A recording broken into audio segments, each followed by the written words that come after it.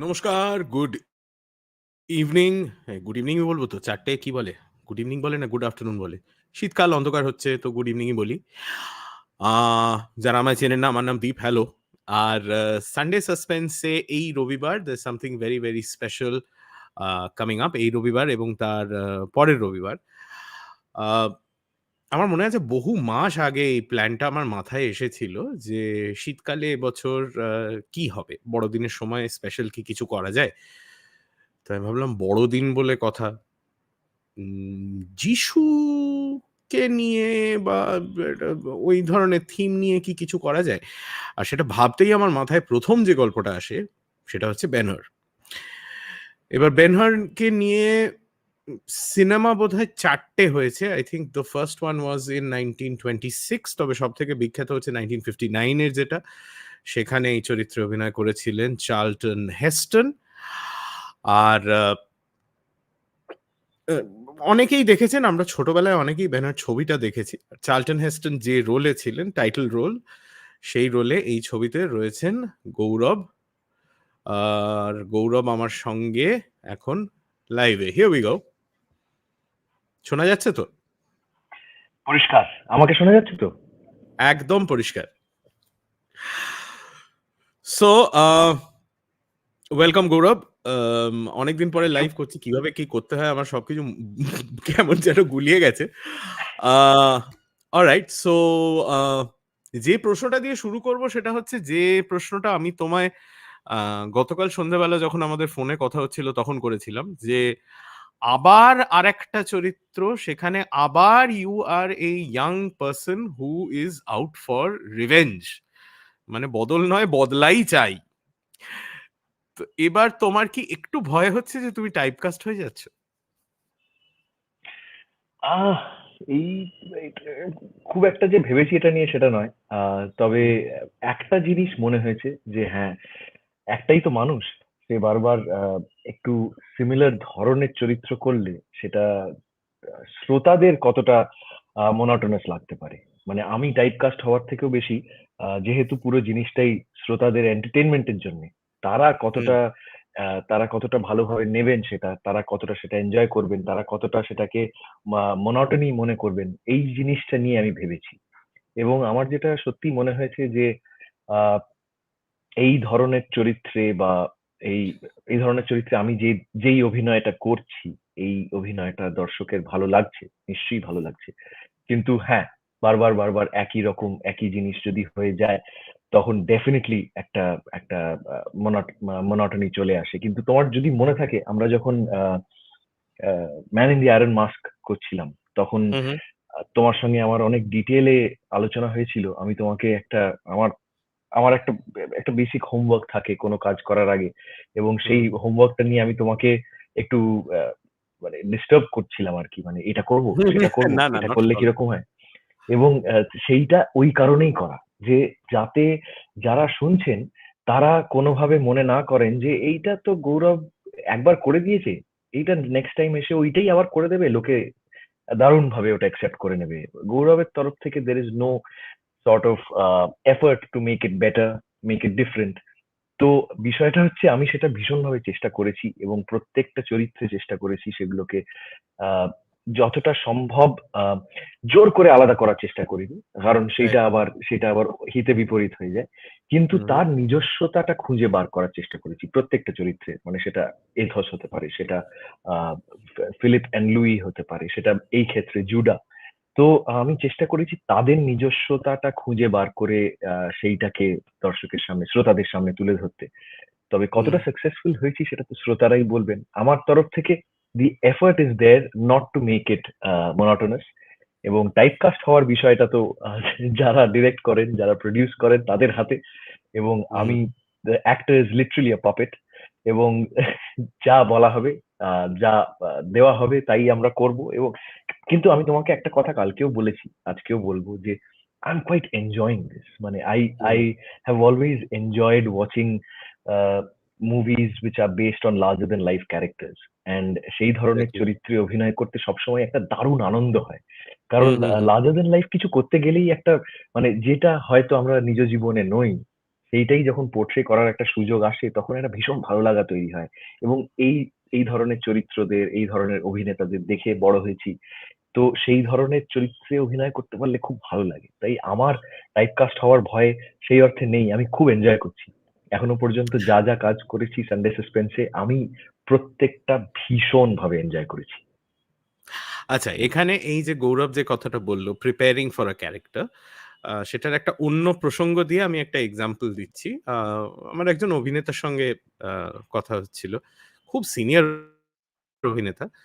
আমি তাকে জিজ্ঞেস করেছিলাম যে, চরিত্রে ভালো অভিনয় করতে গেলে কি করতে হয়? কারণ আমার কিন্তু সেই অর্থে কোনো শিক্ষা নেই এদিকে। মানে আমি টিভি দেখে, রেডিও শুনে যতটুকু তুলে নেওয়া যায় ওইটুকু নিয়েই আরকি আছি। তো তখন উনি একটি সিনেমায় অভিনয় করছেন যেখানে উনি একজন রিটায়ার্ড পুলিশ অফিসার যাকে কোর্টে ডাকা হয়েছে একটা পুরনো কেসের ব্যাপারে আম গিয়ে দিতে আরকি। তো উনি তখন আমায় বললেন যে, "এই যে ধরো আমি যে চরিত্রটা করছি, আমি তো একজন রিটায়ার্ড পুলিশ অফিসার। আমি আজ কোর্টে এসেছি সাক্ষী দিতে। কিন্তু আমার বাড়ির অবস্থাটা কি? আমি কি বিবাহিত? না সিঙ্গল? আমার কি ছেলে-মেয়ে আছে? তারা কত বড়? আজকে আমি যে কোর্টে এসেছি, আমি কি কোর্টে আসার আগে সকালবেলা তাড়াহুড়ো করে বাজার করেছিলাম? না হলে বউ চেঁচাবে? আমি কি দুপুরবেলা খেয়ে এসেছি নাকি না খেয়ে এসেছি? এই যে হিয়ারিং টা হচ্ছে এটা কটার সময় হচ্ছে? মানে আমি যদি ভালো অভিনয় করতে চাই তাহলে এই জিনিসগুলো আমাকে ভাবতে হবে। তো সেরকমই গৌরবের ক্ষেত্রে আমি যেটা বলব 'man in the iron mask' এর ক্ষেত্রে গৌরব যেটা করেছিল, গৌরব had actually gone back and researched যে লোহার মাস্কটা পরানো হয়েছে আ লুইর মুখে না ফিলিপের মুখে কার মুখে যেন? ইভেনচুয়ালি দুজনের ইনিশিয়ালি মাথাতেই তবে ফিলিপের মুখে। হ্যাঁ। ফিলিপ। তো সেই লোহার মুখোশটার ওজন কত সেটা ও খুঁজে বার করেছিল এবং তারপরে ও আমায় ভয়েস নোটে বলেছিল যে, "দেখো এত ভারী একটা জিনিস একজনের মাথায় পড়ালে কিন্তু তার আ প্রচুর যে লাফিয়ে বেড়ানোর এনার্জি থাকবে তাও নয়। কারণ তোমার ঘাড়ের উপর ওই ওয়েটটা রয়েছে।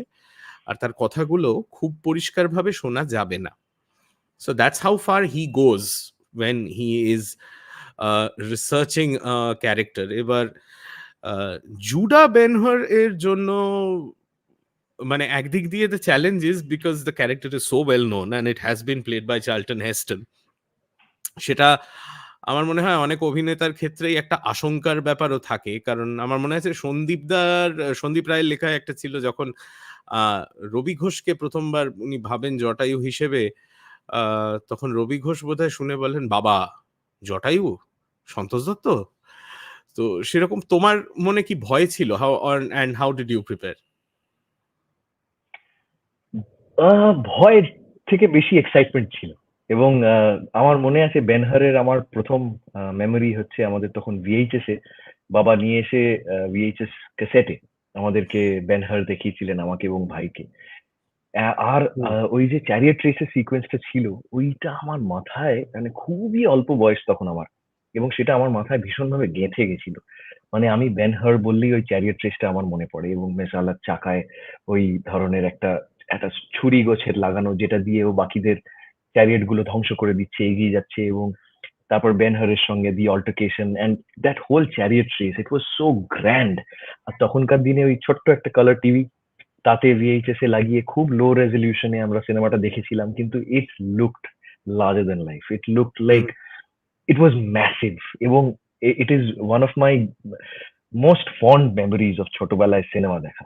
তো বেনহার আমার ছোটবেলার অঙ্গ এবং সেই বেনহারের চরিত্রে অভিনয় করতে পারা আমার কাছে একটা বিরাট বিরাট এক্সাইটমেন্টের বিষয়।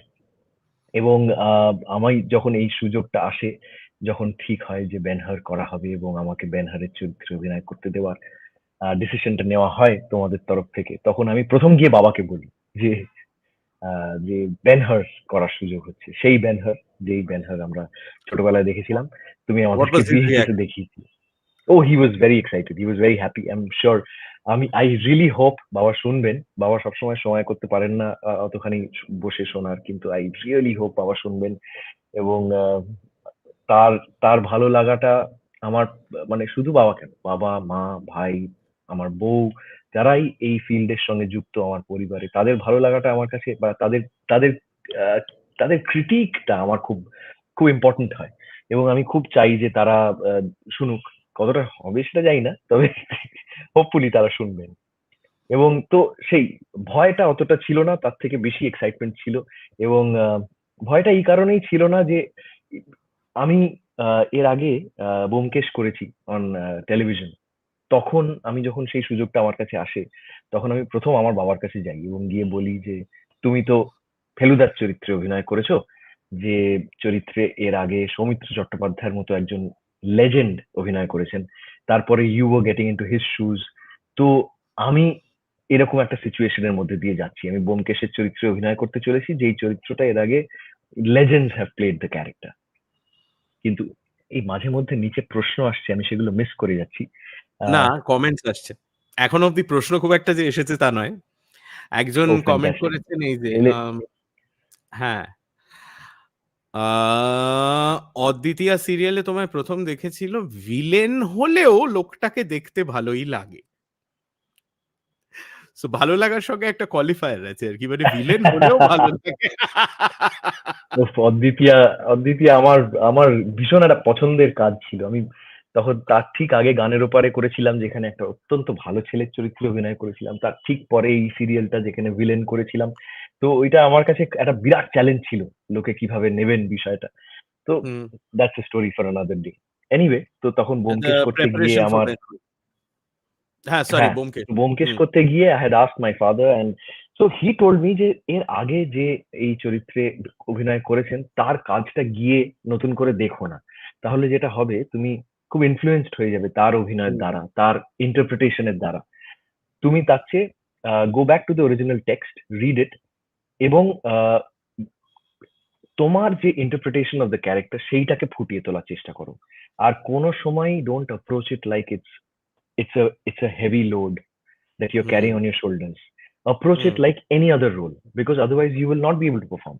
তো আমি হুম। সেইটাই, তারপর থেকে আমি বুঝে গেছি যে this is the best way to go ahead, এবং সবসময় সেটাই করার চেষ্টা করি যে এই চরিত্রটা করার সময় এর পেছনে যে যে the baggage that is there সেটা নিয়ে খুব একটা না ভেবে approaching it like any other role. I think that is what helps.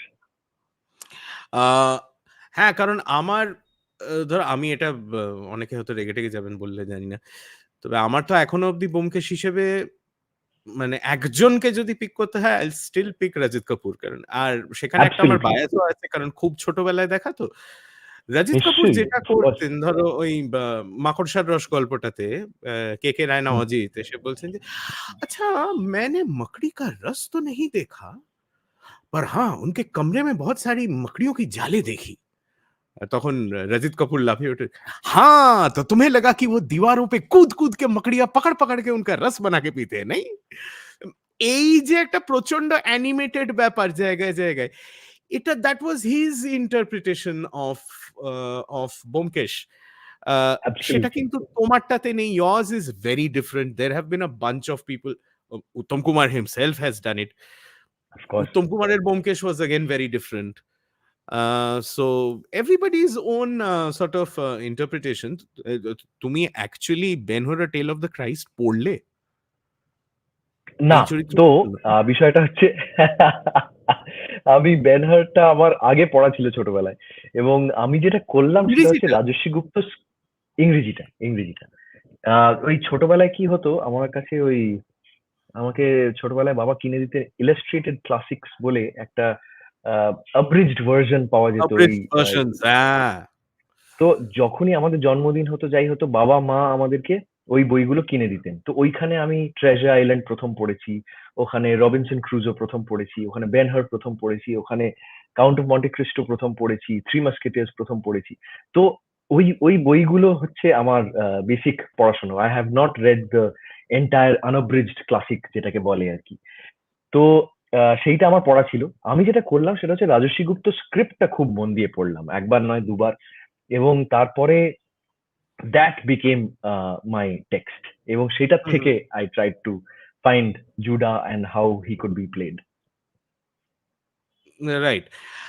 আ এবার এটাও মাথায় রাখার বিষয় যে স্ক্রিনে সবার যেটা মনে আছে সেটা হচ্ছে Charlton হেস্টন। Now Charlton Heston when he played Judah was older than you are now. Yes.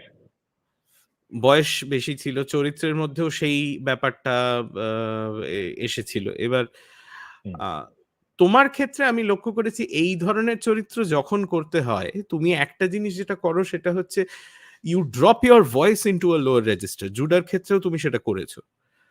Yes. Anything else that you keep in mind when you're recording? Not really, because বেনহারের যে চরিত্রটা, তার চরিত্রের বয়সটা কিন্তু খুব একটা আমার থেকে আলাদা নয়। মানে I don't probably look my age, কিন্তু আমার একটা সার্টেন বয়স তো হয়েছে এবারে। এবং সে কিন্তু বেনহারের অ্যাকচুয়াল বয়স যেটা, সেটা আমার বয়সের কাছাকাছি। মানে at least when he is going through all of this, মানে অ্যাকচুয়ালি গল্পের শুরুতে হয়তো আরেকটু কম বয়স। তো আমি যেটা করার চেষ্টা করেছি specifically with Ben Hur and with characters like this, ওই লোয়ার রেজিস্টারে ভয়েসটাকে নিয়ে যাওয়ার একটা বড় কারণ হচ্ছে to add some sort of personality. মানে I might be wrong, it is the way I hear it. আমি যখন চরিত্রটার পড়ি, আমি যে গলাটা শুনতে পাই সেই গলাটা আমার নর্মাল রেজিস্টারের থেকে একটু ডিপে। তো হুম, সেইটা করতে পারলে আমার মনে হয় যে ওই চরিত্রটা একটু বেটার বেরিয়ে আসবে এই ধরনের চরিত্রের ক্ষেত্রে। I will give you another example. Edmond Dantes, আমাদের Count of Monte Cristo, hmm, first এপিসোডের শুরুতে যখন এডমন্ড ইজ ইয়াং, তখন I have spoken in my normal register, my normal hmm, voice. Hmm, hmm, hmm. আমি সেটাকে বরং আরেকটু পাতলা করে দিয়ে, আরেকটু তাড়াতাড়ি কথা বলে, আরেকটু বয়সটা কমানোর চেষ্টা করেছি, এবং পরের দিকে when he comes back তখন ওই লোয়ার রেজিস্টারটা ব্যবহার করেছি। তো And you become slower. and I become much slower because hmm, he is aged. তো হুম, এইটা একটা অ্যাডভান্টেজ অফ মানে অফ দ্য মিডিয়াম, যে আমাকে যেহেতু লোকে দেখতে পাচ্ছে না, সেহেতু হয়তো এইটা করা অনেক বেশি সহজ হয়। আমাকে যদি সত্যি কাউন্ট অফ মন্টে ক্রিস্টো হিসেবে কেউ দেখতো, তাহলে আমি জানি না দি অ্যাকসেপ্টেন্স, এতটা অ্যাকসেপ্টেন্স হতো কি হতো না। It was the voice that work, it was the way it was portrayed in the audio medium that it connected with the audience. So I hope something similar happens with Ben Hur.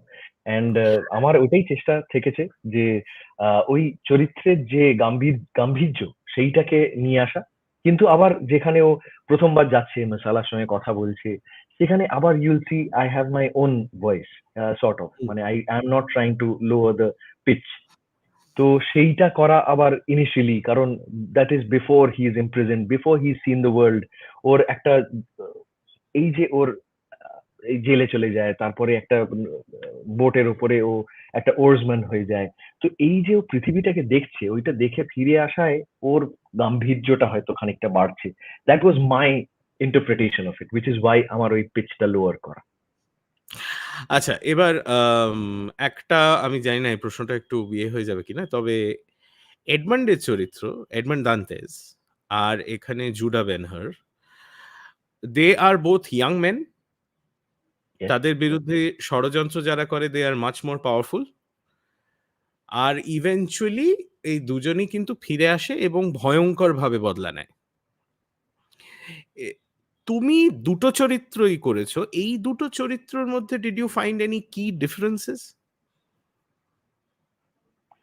Lots of differences. মানে Edmund দান্তেজের ক্ষেত্রে না, I found the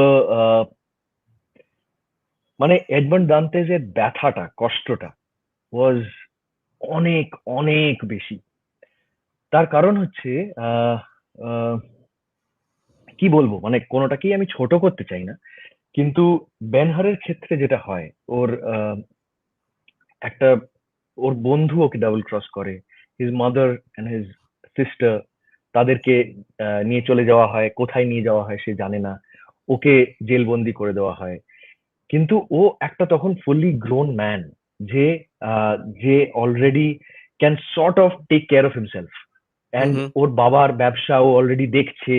ও এমন একটা মানুষ যে জীবন খানিকটা দেখে ফেলেছে। হুম, কিন্তু হুম, এডমন্ড একটা বাচ্চা ছেলে, যাকে কথা দেওয়া হয় যে তাকে ছেড়ে দেওয়া হবে। হুম, আহ, যখন ওকে গিয়ে প্রথমবার জেলে নিয়ে যাওয়া হয়, ওকে কথা দেওয়া হয় যে ওকে ছেড়ে দেওয়া হবে, কিন্তু ওর অজান্তে ওকে শ্যাটো ডিফের মতো একটা জায়গায় নিয়ে যাওয়া হয়, যেখানে রাইট। নিয়ে গিয়ে ওকে বন্ধ করে দেওয়া হয় উইথ অ্যাবসলিউট নো হোপ। মানে বেনহার তো তাও একটা সময়ের পরে ও একটা শিপে ও কাজ করছে, ও আকাশ দেখতে পাচ্ছে, ও জল দেখতে পাচ্ছে, ও মানে হুম। কিন্তু এডমন্ড তো একটা এমন একটা ঘরের মধ্যে বন্দি যেখান থেকে ও হি ইজ মানে effectively in বেরিয়ে a black hole. he's in a black hole and he's hmm, there for such a long time যে ও মানে কাঁদতে কাঁদতে দুঃখ পেতে পেতে একটা সময় আসে when he's given up on life, he's given up on everything. তো হুম, আমার সত্যি মনে হয়েছিল যে এডমন্ডের কষ্টটা অনেক বেশি, যে কারণে এডমন্ডের ফিরে আসায় হিংস্রতাটা অনেক বেশি, যেটা হুম, বেনহারের মধ্যেও আছে, কিন্তু বেনহারের মধ্যে সেই পরিমাণ হয়তো মানে আমার ইন্টারপ্রিটেশনে সেটা একটু কম আছে compare to the count, because ওর হিংস্রতাটা অনেক বেশি, কারণ ওর রাগটা অনেক বেশি, ওর অভিমানটা অনেক বেশি। হুম। এইটা আমার একটা আর ডিফারেন্স মনে হয়েছে। আর বেনহারের ক্ষেত্রে আরেকটা অফ কোর্স হচ্ছে যিশুর ইনফ্লুয়েন্সটা। আচ্ছা, যারা অরিজিনালি সিনেমাটা দেখেননি বা বইটাও পড়েননি, বইটা আমি ধরে নিচ্ছি অনেকেই পড়েননি। তাদের জন্য আমি একটা ছোট্ট ইয়ে দিয়ে রাখছি যে লু ওয়ালেসের যে অরিজিনাল গল্পটা সেটার নাম হচ্ছে বেনহর আ টেল অফ দ্য ক্রাইস্ট। এবার সেই অর্থে যিশুর অ্যাপিয়ারেন্স কিন্তু গল্পে খুব কম। ঠিক আছে? কিন্তু যেটা হয় সেটা হচ্ছে গল্পটা হচ্ছে জুডা বেনহর বলে একজন, যার জীবনে ৩ বার যিশুর সঙ্গে দেখা হয় এবং সেই ৩ টে দেখাতেই ওর মোড় ঘুরে যায় জীবনের। যতবার ওর যিশুর সঙ্গে দেখা হয় some major change happens. So that is sort of মানে my understanding of the structure of the story. Uh, so that's Ben-Hur. In fact, গৌরব তুমি যখন ইয়ে করেছিলে, কাউন্ট অফ মন্টি ক্রিস্টো করেছিলে, সেখানে and this was it's important to say this was invented by রাজর্ষি গুপ্ত যে the count বাড়ি কিনছেন on Champs-Élysées. Rajasvi একটা র‍্যান্ডম Champs-Élysées অ্যাড্রেস দিয়ে দিয়েছিল আরকি without thinking of 30 anything. Number Champs Elysees, if I am not wrong, হ্যাঁ, হ্যাঁ, হ্যাঁ। না ওরকম কি আর একটা জানি। আমাদের একজন শ্রোতা অ্যাকচুয়ালি প্যারিসে ছিলেন এবং তিনি ৩০ নম্বর Champs-Élysées একটা ছবি তুলে পাঠিয়েছিলেন যে সেটা একটা এখন মোবাইল ফোন কোম্পানির আম আম আ শোরুম। স্টোর, আ শোরুম। খুব হ্যাঁ, খুব দুঃখিত হয়ে যে আ কাউন্ট আপনার বাড়ির এ কি অবস্থা ইত্যাদি, ইত্যাদি। এখানে বলে রাখি যে লু ওয়ালেস যে নভেলিস্ট, গতকাল যখন Facebook লাইভ হচ্ছিল, আ ইন্দ্রাণী আর অগ্নি কথা বলছিল, তখন আমাদের একজন শ্রোতা লেখেন যে উনি USA থাকেন। And the house he is living in now was built by Lew Wallace for his granddaughter. Wow! হ্যাঁ, এবার সেই বাড়িতে বসে, বসে বাংলায় বেনহর শোনাটা একটা বেশ গায়ে কাঁটা দেওয়া ব্যাপার আরকি। আচ্ছা সত্যি, তোমার জন্য, সত্যি। আচ্ছা এর মধ্যে বলে রাখি আমরা বকবক করে যাচ্ছি। আপনার যদি কোনো প্রশ্ন করার থাকে আমাকে গৌরবকে you can leave them in the comments. গৌরব, তোমার জন্য একটা রিকোয়েস্ট এসেছে। আ দেখতে পাচ্ছ? হ্যাঁ, আমি এইটা আমি তোমার জানতাম আলো আসবে। সবুজ, আমি যেহোবার ক্রোধ। ও আচ্ছা, প্লিজ এইটা একবার বলা হোক। আর এইটা আমি এখন বললে কি ভালো লাগবে? কালকে মানে কালকে না, রোববার দিনকে এটা শুনতে অনেক বেশি ভালো লাগবে না একবারে? কি মনে আচ্ছা। হয়? What does the director say? আ আমার মনে হয় people want to know what your face looks like when you say these lines. When কারণ I say all this, আমার আমার মুখ মনে হয় বিকৃত হয়ে যায়। আমি সত্যি বলছি। ওই ধরনের ডায়ালগ বলার সময় মুখটা বিকৃত হয়ে যায় লিটারালি। এবং যেকোনো একটা মানুষ যখন ভীষণ রেগে যায়, তখন তো তাকে একটা ভয়ংকর দেখতে লাগে। তো এই ধরনের কথা বলার সময় মুখ চোখ বেঁকে একটা কিরকম একটা হয়ে যায় ব্যাপারটা আরকি। হুম, আচ্ছা, রাজস্বী ইজ ওয়াচিং। ও রাজস্বীর ওয়ান্ডারফুল! এবারের অ্যাডাপ্টেশন তোমার কেমন লাগলো? আমার তো রাজস্বী গুপ্তর অ্যাডাপ্টেশন প্রত্যেকবারই ভীষণই ভালো লাগে। এবং মানে সেটা আ খুবই মানে মানে বলাই বাহুল্য।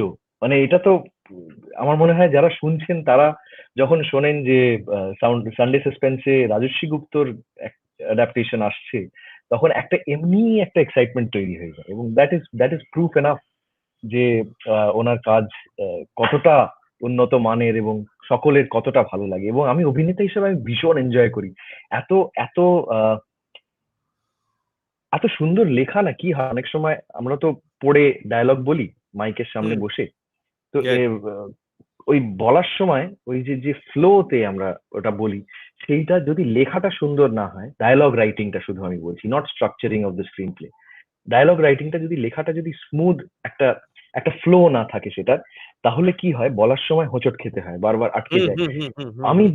আমি যতবার রাজস্বী গুপ্তর অ্যাডাপ্টেশনে আমি যখনই আমি যে কটা কাজ করলাম এর মধ্যে, একটি বারও আমার সেইটা মনে হয়নি যে লেখার জন্য আমি আটকে যাচ্ছি বা লেখার মধ্যে সেই ফ্লোটা নেই। আমরা যেভাবে কথা বলি সেই কথা বলার মতো একটা ফ্লো, অথচ একটা পোয়েটিক ফ্লো, মানে এটা বোঝানো খুব মুশকিল আমি কি বলতে চাইছি, কিন্তু there is that flow which is there in his writing, which is amazing. এবং তার সঙ্গে স্ট্রাকচার করা, মানে এই গল্পগুলো তো খুব ছোট ছোট গল্প নয়, এগুলো ম্যাসিভ ম্যাসিভ সব গল্প। রাইট। সেগুলোকে প্রথমত বাংলায় অ্যাডাপ্ট করা, দ্বিতীয়ত সেই স্ট্রাকচারটা তৈরি করা, এবং তার মধ্যে কিছু কোনটা বাদ পড়বে, কিভাবে এইটাকে অ্যাডাপ্ট হ্যাঁ, করা হবে, এই রাইট। জিনিসগুলো খুব কঠিন। এবং the way he does it, oh my God, I don't think there is probably anybody else who can do it like him. In fact comment সেকশনে একজন আমার মনে নেই কোন গল্পটার ক্ষেত্রে, হয় 'থ্রি মাস্কেটিয়ার্স' নাহলে 'Count of Monte Cristo', one of those. আ লিখেছিল যে গল্পটা এত কাটছাঁট করা হয়েছে কেন? রাজস্বী প্রচন্ড রেগে গেছিল। রাজস্বী বলছে, "মানেটা কি? ১৬০০ পাতার একটা নভেল, সেটাতে আমি কাটবো না?" তারপরেই তো লোকে বলবেন যে কেন 6 ঘন্টার গল্প এতগুলো পার্টে ভেঙে শোনানো হচ্ছে। তো সেখানে ভাঙতে, এইসব। মানে ছোট তো করতেই হবে, মানে কি করা যাবে আর, না হ্যাঁ, হলে মানে শুনতে 'বেন হার' ভালো যখন লাগবে না। ছবিও হয়েছিল, it was about 3 1/2 hours I think. আ সেই আচ্ছা, সেই তোমার জন্য একটা রিকোয়েস্টও এসেছে আরেকটা। Let's yes. সি। এটা আমার জন্য প্রশ্ন actually. Ah, that's an interesting question. Hmm, Gaurav Byomkesh কবা হবা? Would you be would you even be interested, মানে তুমি পর্দায় যেটা করেছো সেটা রেডিওতে করতে? যতগুলো মিডিয়ামে করা যায় আমার মনে হয়। কিন্তু না, I have to tell you the truth. ব্যোমকেশের চরিত্রে অভিনয় করে আমি যে ভালোবাসা পেয়েছি সেটা মানে এখনো পাই। এবং এখনো কত মানুষ আমাকে এসে বলেন যে তোমার ব্যোমকেশ আমরা টেলিভিশনে দেখতাম এবং খুব ভালো লাগতো। এবং সেইটা আমার কাছে খুব বড় একটা পাওয়া যে আমি তো একমাত্র মানুষ নই যে ব্যোমকেশের চরিত্রে অভিনয় করেছেন। In the recent past there have been a spate of actors যারা ব্যোমকেশের চরিত্রে অভিনয় করেছেন। তাদের মধ্যে যে আমি একটা কোন রকম মার্ক রাখতে পেরেছি, এইটাই আমার কাছে সবচেয়ে বড় পাওয়া। এবং সানডে সাসপেন্সে ব্যোমকেশের গলাটা আসলে, আহ, আমি সত্যি কথাই বলছি শ্রোতাদের সামনে, it is not that we have not had discussions. আমার হুম, যেটা সবসময় মনে হয় যে আহ, কাউকে রিপ্লেস করলে, আমার হুম, আগে ওই চরিত্রে যিনি অভিনয় করেছেন তাকে রিপ্লেস করাটা একটা খুব কঠিন কাজ। মানে সেটা হুম, সিনেমার ক্ষেত্রেও, সেটা অডিও মিডিয়ামের ক্ষেত্রেও, সেটা যে কোনো মিডিয়ামে, যে আমার আগে যদি কেউ একজন সেইটা করে থাকেন এবং বিপুল সাকসেস পেয়ে থাকেন, তাহলে হুম। যেটা হয় যে সেই চরিত্রের সঙ্গে তার গলাটা বা সেই চরিত্রের সঙ্গে তার অভিনয়টা সিননিমাস হয়ে যায়। রাইট। এবং তো সেইটা it becomes a huge challenge. তো এইটা যদি করা যায়, it will be a massive massive challenge for sure. এবার সেই চ্যালেঞ্জটা নেওয়ার দম আমাদের মধ্যে কতটা রয়েছে সেইটাই এখন দেখার বিষয়। সেইটা নিয়ে ভাবনা চিন্তা করার বিষয়। আচ্ছা, এখানে ২ টো আ প্রশ্ন ঠিক বলা যায় না, সাজেশনস এসছে। ১ নম্বর হচ্ছে এটা। হুম, বাবা আর ছেলেকে একসঙ্গে মির্চিতে আমরা অ্যাকচুয়ালি করেছি। আমার প্রথম সানডে সাসপেন্সের কাজ দাঁড়াও, was wait for the Darjeeling. Wait for the second one. Okay, alright. আরে বাপরে! না, না, হলে তো দারুণ লাগবে। এখন অর্জুন বোধহয় করেনি এখনো একটাও সানডে সাসপেন্সে না, আই অভিনয়। ডোন্ট না। Think so. হ্যাঁ। তো এটা হলে তো দারুণ হবে। খুব মজা হবে। সবাই একসঙ্গে কাজ করতে পারলে খুবই ভালো লাগবে। এবং বাবার সঙ্গে কাজের কথা যিনি লিখেছেন তাকে বলি, আমার প্রথম সানডে সাসপেন্সে কাজ দার্জিলিং জমজমাট, ফেলুদার গল্প। সেখানে আমি ছিলাম। আ মানে সেখানে বাবা ফেলুদার চরিত্রে ছিলেন এবং আমিও ছিলাম একটি চরিত্রে। তো আমার প্রথম সানডে সাসপেন্সে কাজ আমার বাবার সঙ্গেই। আচ্ছা, যেহেতু এডমন্ড দান্তেজের কথা উঠেছিল, রাজস্বী একটা ইয়েস। ইন্টারেস্টিং জিনিস লিখেছে। হ্যাঁ, এই কথাটা আমরা ডিসকাস করছিলাম সেদিনকে। আমার রাজস্বী সেদিন বলছিল এই কথাটা যে, তো এইটা না বেনহার পড়লে ভীষণভাবে বোঝা যায়। এবং আরেকটা বিষয়ও আছে যে Count of Monte Cristo is probably the basis for a lot of these revenge A lot of these revenge stories, dramas, yes. Revenge dramas, কারণ ওইটাই তো সবকিছুর সূত্রপাত হয়তো। তো সেইখান হুম। থেকে এই ইনফ্লুয়েন্স থাকবেই, এবং লু ওয়ালেস নিজেই বলেছেন যখন, তখন তো মানে আর কি বলা যাবে। So that's that. Count of মাথাটা খারাপ হয়ে যাচ্ছে কাউন্ট করতে করতে। Ben-Hur, A Tale of the Christ আসছে on the 24th and the 31st of December. দুটো পার্টে, রবিবার দুপুর 1টায়, পরপর দুটো রবিবার দুপুর 1টায়, with Gaurav Da as the title character. Gaurav, thank you so much. It's been great working with you as usual. মানে থ্যাংক ইউ সো তোমায় মাচ। রেকর্ড করার ব্যাপারে আমি যেটা বলবো সেটা হচ্ছে, তুমি এতটা প্রিপারেশন করে আসো না, আর সেটার সঙ্গে আমার my way of thinking or interpreting the character, it matches so much যে the moment you start recording আমার সঙ্গে সঙ্গে মনে হয় হ্যাঁ এইটাই তো ভেবেছিলাম, এই তো ঠিক আছে একদম। মানে না না, আই এম অলসো ইন্ডাস্ট্রির ভাষায়, হ্যাঁ হ্যাঁ, ইন্ডাস্ট্রির ভাষায় ইন্ডাস্ট্রির ভাষায় মানে এই রেকর্ডিস্টরা একটা জিনিস বলে যেটা আমার শুনতে ভীষণ বিরক্ত লাগে, সেটা হচ্ছে কারেক্ট আছে। Yes yes. না, আই হ্যাঁ, am also immensely grateful to you. তোমার সঙ্গে কাজ করতে পারা সবসময় it's such an enriching experience. Thank you শুধুমাত্র সো কাজ করতে পারা না, আমি এখানে বলে রাখি, তোমার সঙ্গে গল্প করতে পারাটাই খুব একটা এনরিচিং এক্সপিরিয়েন্স। কারণ থ্যাংক ইউ অনেকে থ্যাংক হয়তো ইউ জানেন না, মানে ইতিহাস নিয়ে দ্বীপের যে পড়াশোনা রয়েছে, আপনাদের সকলের ফেভারিট দ্বীপের ইতিহাস নিয়ে যে পড়াশোনাটা রয়েছে, সেটা অনেকেই জানেন না। তার তার ব্লগটা যারা জানবেন, কিন্তু it is so enriching to talk to you. এত কিছু জানা যায়। এবং আমি তোমাকে বলেও ছিলাম, তোমার একটা মির্চিতে দেয়ার ওয়াজ দিস পডকাস্ট, দ্বীপের চোখে কলকাতা। কলকাতা। হ্যাঁ, and that series is is a gold mine. যারা শোনেননি তাদের প্লিজ থ্যাংক ইউ প্লিজ সেটা শোনা উচিত। প্লিজ থ্যাংক শুনবেন। You so much. তো it is very enriching to talk to you. It is very very enjoyable to work with you. তোমার সঙ্গে কাজ করতে পারলে আমি সবসময় খুব খুশি হয়ে পড়ি, এবং তোমার সঙ্গে দেখা করে কিছুক্ষণ গল্প করলেও আমি ভীষণ ভীষণ মানে আনন্দে আত্মহারা হয়ে পড়ি literally. So thank so it's thank you always thank you such a great experience working with you, sir. Thank you for everything. Thank you to dear Rajashri Gupta as well. Thank আচ্ছা, you for Rajasvi giving me কিন্তু such দাবি wonderful. জানিয়ে রেখেছে যে ওকে খাওয়াতে হবে, কারণ I think 4টে গল্প হয়ে গেল রাজস্বী, সবকটাই বেশ মানে ভালো রকমই হিট। Yes, আমাদের একটা সাকসেস পার্টি ধরনের কিছু একটা হতে পারে। Hopefully Ben হ্যাঁ, Hur is also a huge success, এবং হ্যাঁ, তারপরে আমরা সকলে মিলে একটা যদি শ্রোতারা সদয় হন, তাহলে মানে আমরা একটু বেশ ভালো রকম একটা খাওয়া দাওয়া করতে পারি। ঠান্ডা আবহাওয়া একটু গরম গরম মটন নাকি? দারুণ দারুণ। So Ben-Hur on the 24th and the 31st দুপুর 1টার সময়। গৌরবকে মিস করবেন না। And thank you so much যারা যারা আজকে লাইভের জন্য টিউন ইন করেছেন, কমেন্টস পাঠিয়েছেন। Thank you very very much. Gaurav, thank you. It was great talking to you, and Thank all the you, best sir. To us, I guess. All the best to us. Yes. Thank চলো, you. Tata. So see you. Bye. See you.